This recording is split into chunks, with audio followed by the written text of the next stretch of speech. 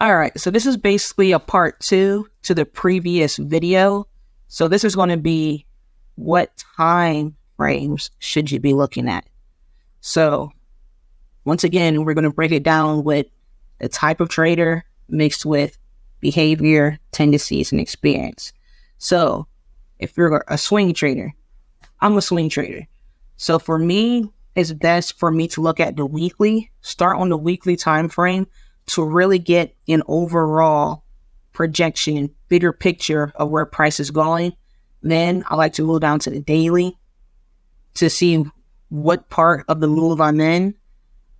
And then I like to find my entry signal on the 4-hour.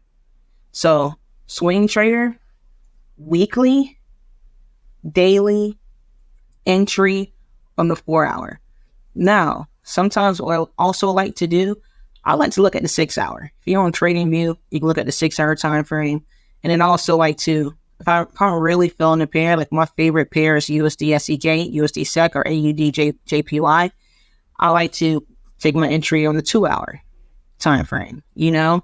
So I'll go weekly, daily, 6-hour, 4-hour, 2-hour. It's a lot, but if you want to be precise, you got to put the work in. All right, so day trader.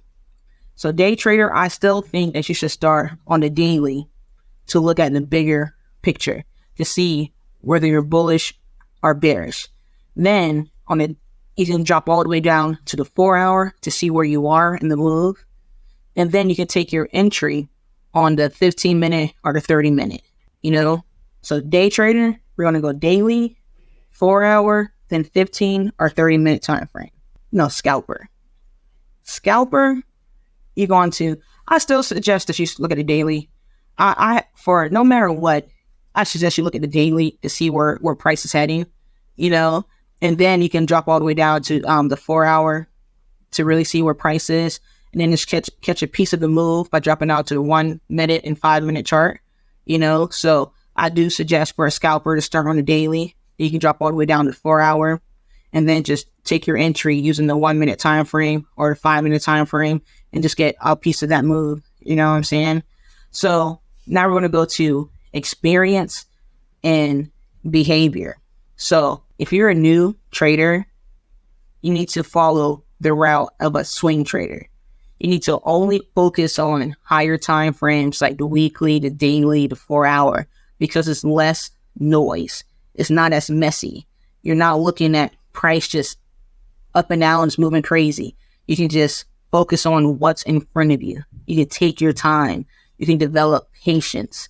You know, you don't have to worry about FOMO because you're going to be sitting on your hands a lot, but just add more pairs to your repertoire, you know? So as a new trader, focus on higher time frames. Higher time frames is going to allow you to really see the bigger picture, really put your strategy together, and also you're going to lose less trades because you're going to be taking less trades. Now, if you're a trader who revenge trade, then same thing. Go to higher time frames.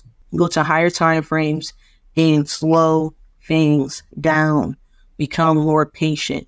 Slow things down. If you're a struggling trader, you need to slow things down. Get off of those lower time frames. Stop looking at these people on YouTube and on Instagram who are going crazy on a 1-minute time frame and a 5-minute time frame because you're not there yet. You're not there yet. Slow things down. Go to higher time frames. Look at the daily. Look at the 4-hour. Look at the weekly if you need to. Slow things down. So, yeah, man, that's where we're at. I appreciate y'all once again. Once again, this is a part 2 to the previous video. So let's run it up. Become wealthy, stay positive, get money.